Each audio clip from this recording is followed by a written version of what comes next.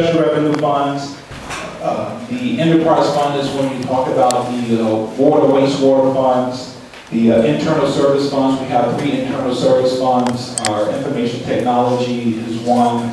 Our equipment revolving replacement fund, and also our risk management. So we treat them all as separate checkbooks when we do our county business. And the general fund is the one fund.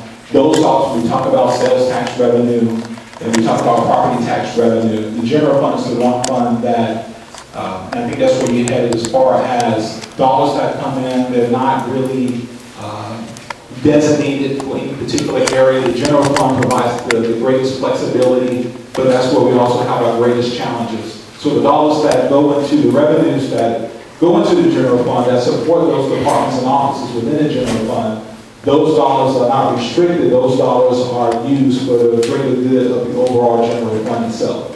If one fund was had a surplus and another fund had a deficit, could one fund transfer monies to the other fund? No, the funds within it cannot transfer dollars within those funds. Just the general fund has that ability to transfer within. The other ones are specially designated. They serve a purpose. If they're, for instance, on some of the taxes that do come in, they're specifically for specific purposes. So when we budget, we make sure that we budget as accurately as possible when we take a look at all of our funds throughout the county.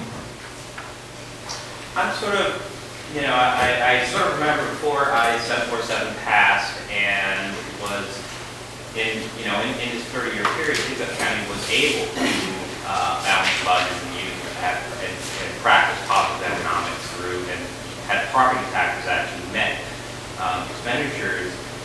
And then I-747 passed, and which I sort of call the Tim Hyman CAPO Full Employment Act, because by limiting government as a sort of a small choke, except if they want to put it on the election, where they win electorally, having to fight over on the minutiae details of property tax, instead of having a government be able to set property tax rates to what it needs to deliver services. So would you like us, so looking at, looking beyond the short term, looking on what do we do not in this recession, but in the next recession, would you rather have us focus our issues and asking the legislature, asking the speaker, the governor, why is our government, why is the legislature affecting the county's ability to raise property taxes to the general funds?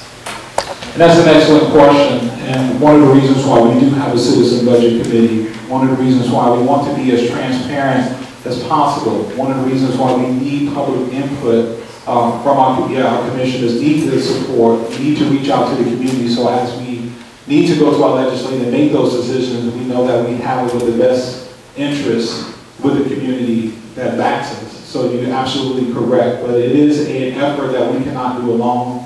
It needs to be an effort that's coordinated through all of us. And our Citizen Budget Committee is just one of many focus groups and one of many committees that we have throughout the county. And believe it or not, sometimes there's an indirect correlation as well. When you talk about the budget, you go through the finances, but every single community group, every single focus group that we have in the county plays a major role in how we shape our county as far as our operations are concerned.